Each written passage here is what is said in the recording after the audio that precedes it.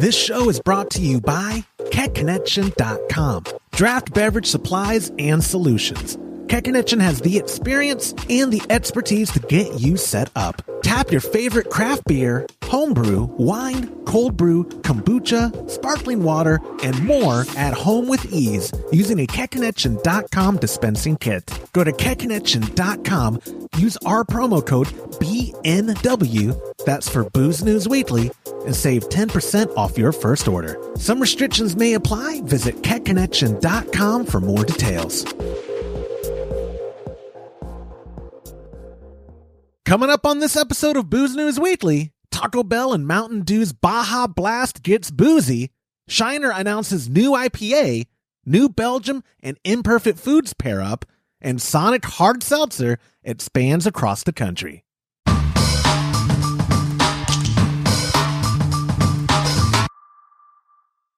It's Monday, February 7th, 2022. Welcome to this episode of Booze News Weekly, your source for weekly beverage industry news and commentary delivered quickly and conveniently. My name is Joshua Stubing. If you haven't already, make sure you click that like button below, subscribe to the channel, and hit that bell notification icon to make sure you never miss an episode. Now let's take a look at the headlines of the week. Our first headlines from Thrillist.com. Taco Bell's Baja Blast is the latest hard Mountain Dew flavor, and it has a 5% ABV. The craze around turning beloved drinks into alcohol-infused beverages is showing no signs of slowing down. The Boston Beer Company and PepsiCo have unveiled the fourth flavor in the hard Mountain Dew lineup, and it's Baja Blast. The beverage will have a 5% ABV, only 100 calories, 0 sugar, and 0 caffeine. It's basically a health drink. Hard Mountain Dew Baja Blast will be released in certain states as part of a variety pack, including the original, black cherry, and watermelon flavors starting in February. The reveal of the fourth flavor was first teased during the original announcement of the spiked version. Given its fan following, it's not too surprising that Baja Blast is the fourth flavor in the Mountain Dew hard lineup. In the 18 years since its initial release, the popular drinks fan base has made up their own Baja Blast merchandise and created a 22,000 plus Reddit community and even trades collectors' items. I wish Reddit liked me enough to have even 22 fans in our Reddit. We don't actually have a Reddit page, but I can't tell y'all adequately. I cannot express it enough how excited I am that it's 2022 and adult me is able to stay up late, play a new Halo game, and now I can add some hard Mountain Dew Baja Blast to the mix while eating my tacos and burritos from Taco Bell. It's like we're living in a simulation built specifically around my needs. This is probably great news for fans of that beverage, of that niche. You'll hear me repeat myself on this show frequently that I don't understand a lot of things that corporations do, but it's all market demand, right? Like I know basic economics and supply and demand. They had to have done the research and determined, people, what they like when they come to Taco Bell, they like Baja Blast. You know what they'd like even more? Some Boozey Baja Blast. So being that it's 5% ABV, that puts it right in line with all these other hard beverages that people are enjoying at parties. 5%, in my opinion, and leave a comment below if you disagree. That's that sweet spot of ABV for being able to enjoy a few and also be able to drive safely. I'm not talking about in succession, like 1, 2, 3, now go get in your car and drive. I mean, over the course of a get together, a party, a few hours, a couple of hours even, and you're having 5% beverages. I love drinking 5% or 4.5 to 5%, like Kolsch.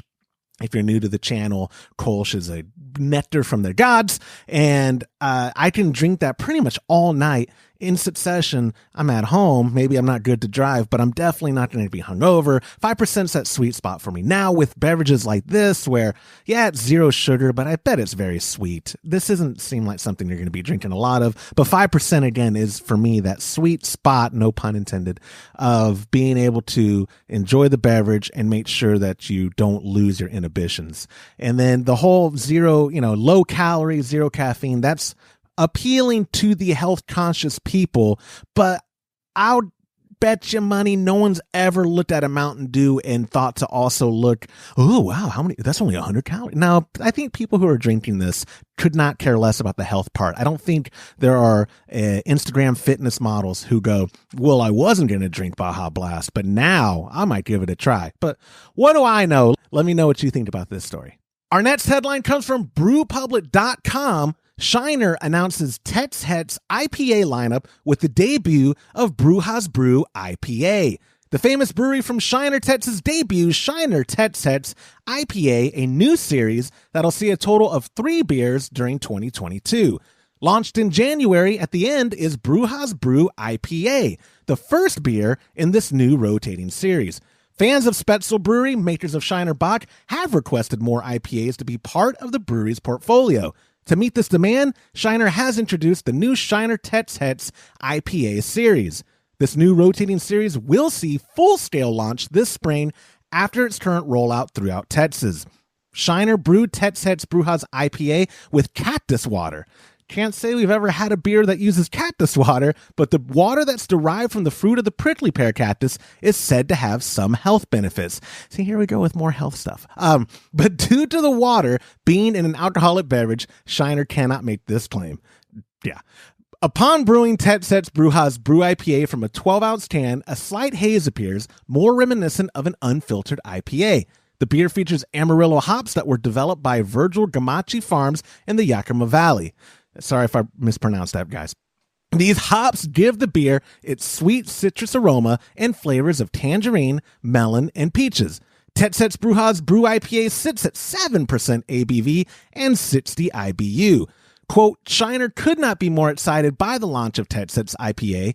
Shiner fans have demanded that we get back into this category, and we believe Tet's Het's delivers in a groundbreaking way, says Matt Peckman, Shiner Beer's head of marketing, in a statement. With unique Southwestern ingredients like cactus water and a taste that we know connects with IPA drinkers, we are incredibly proud of this beer, and we can't wait to see what else La Bruja has in store for us in 2022 and beyond. Tet's Het's Brewhaus Brew IPA is rolling out in limited distribution in Texas and nationally with plans for a full-scale launch in the spring. It'll be sold in 6 and 12-pack cans with additional formats to come in the future. Say that 10 times fast. Tet's Het's Brewhaus Brew IPA. Maybe it's the speech impediment that's making it so hard for me. I love Shiner. I'm excited because Shiner traditionally makes solid beer in whatever it is that they're brewing. So I haven't had a Shiner. I don't love all of their beer, but I've never had a Shiner that I went, that's not a good representation of that style. I think Shiner has an understanding when they get into a new beer concept of the base style they're trying to do. Might not be my favorite, but Shiner nails the style. Again, I've never had, one of their light lager from there, or when they had the black lager or their Bock or whatever. I've never drank one and went, that's not a good representation of the style. I may not enjoy it again, but they've always done solid. So I'm going to go to my local grocery store, pick up a sitzer of some Tet's Het's IPA, and I'll let y'all know next week what I think, unless I absolutely hate it. And at that point, if I don't bring it up, then you'll know. Our next headline, also from brewpublic.com, New Belgium Brewing and Imperfect Foods launch Perfectly Imperfect Citrus Rescue IPA. New Belgium Brewing and Imperfect Foods today announced the release of Citrus Rescue IPA, a fruited IPA brewed using oranges that may not be perfect by society's narrow beauty standards due to little scars and blemishes, but are just as adorable, healthy, and delicious. The two companies, both certified B corporations, came together to make this first of its kind beer with the goal of educating beer drinkers around the state of our broken food system, working to change the perception around the aesthetics of food and encouraging more people to take steps to reduce food waste in their own lives. To make Citrus Rescue IPA, New Belgium used approximately 35,000 imperfect oranges from Imperfect Foods' supply chain of farmers. The beer was dry hopped with Citra, Lotus, and Mosaic hops to amplify those citrus flavors for a tangy, orange, creamsicle-like experience. The companies collaborated on a set of digital resources for customers who want to adopt food rescue practices at home, including several tips for beer drinkers who want to learn how to extend the life of their beer and keep it tasting fresh. 1/3 of all food grown in the U.S. is wasted, according to ReFed, and produces a greenhouse gas footprint greater than the airline industry. New Belgium has prioritized waste reduction practices for over 30 years, and the U.S. Zero Waste Business Council has awarded New Belgium Platinum certification, the highest level possible, for its achievements in diverting waste from landfills. Imperfect Foods is on a mission to eliminate food waste by building a better food system, and this partnership with New Belgium underscores both brands' commitments to helping solve major social, economic, and environmental issues. Quote, for our first national retail beverage partnership, we're thrilled to be working with fellow B Corp New Belgium Brewing to shine a light on food waste with this delicious and waste-fighting beer. The Citrus Rescue IPA is made using cosmetically imperfect oranges, and we hope this collaboration encourages people to think differently about how their food looks and to engage in conversations around food waste over a cold beer, said Maddie Rotman, head of sustainability for Imperfect Foods. I don't have a lot to say about this article, except sustainability always sounds good, right? I know what Imperfect Foods is. They're pretty mainstream in regards to recognition. I believe your average viewer's probably heard of them. If not by name, I know in my area, we've had services like Imperfect Foods where you buy into this co-op and for a cheaper than grocery store amount, you get it delivered to your door, and they're just blemished fruits and vegetables where they got to be consumed anyways, right? Or that's the thought process behind this is let's get these blemished foods consumed as opposed to wasted. And what better way to consume a food? Get your fruits and veggies, or in this case, just get your fruits through your beer. Like I said earlier, this isn't my style. This isn't my thing. But if it contributes towards sustainability and making my time on this planet a little bit more sustainable, then I'm all for it. So way to go, New Belgium.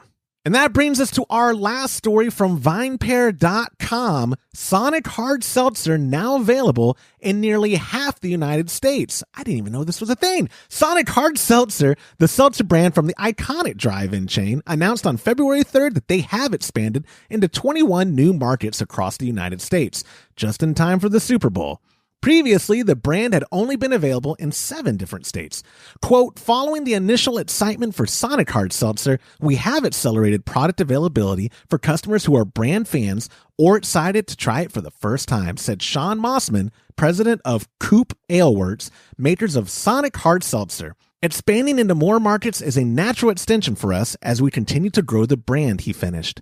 The new states included in this expansion are Alabama, Colorado, Connecticut, Georgia, Iowa, Idaho, Illinois, Indiana, Kentucky, Louisiana, Massachusetts, Michigan, Mississippi, Montana, North Carolina, New Mexico, Nevada, Ohio, Tennessee, Virginia, and West Virginia. Sonic Hard Seltzer hit the market in select regions of Oklahoma in May 2021 and has been steadily expanding its distribution ever since.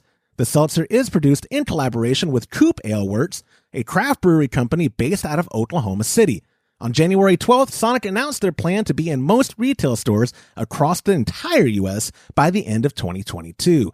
Sonic brand consists of 3,500 drive-ins across 46 states, and currently the hard seltzer line includes 2 variety 12-packs, tropical and citrus.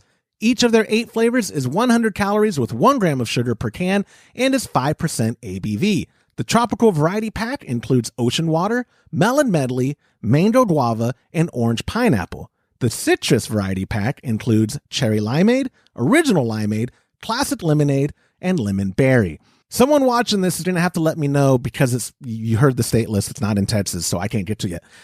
Is this just in stores, or can you go to your Sonic in Oklahoma? You know, if any of my Oklahoma audience, if you're listening, let me know. Can you get this at your Sonic? Because that seems dangerous. It's a drive-in. I know during the pandemic at the beginning, I believe our governor here in Texas allowed for like margaritas to go, out booze to go. The stuff, I think all they had to do for the margarita ones was, they put a lid on it and a piece of tape over the straw because that's foolproof so that you can't drink and drive. Sonic seems like they'd have more liability. So I'm assuming that this isn't, I'm going to pull in, hey kids, y'all want Sonic Blast? No, grilled cheese. And daddy's going to get a hard ocean water. But, what doesn't surprise me anymore with the more I read of stories like this is they all kind of follow that low sugar, low calorie, and that sweet spot again of 5% ABV. It's gonna be the future, guys, whether we like it or not, that any beverage you've enjoyed and has made a name for itself, like with Sonic, ocean water, or these limeades, right? Those have, as long as I've been going to Sonic as a little boy, ocean water has always been something I've known what it is. I don't enjoy it personally, but it's something that's popular. So find something that's not hard yet, as in Boozey, a beverage you liked at any given place, and just assume someone's going to make it boozy at a commercial level and start selling it to you in the future, because I think that's where the trends are going. But again, what do I know? And that's it for this week. If you have any tips or industry news, email it to me, joshua@homebrewhappyhour.com, or use the hashtag BNW on social media. Also, you can find this episode and so much more content and articles available at homebrewhappyhour.com.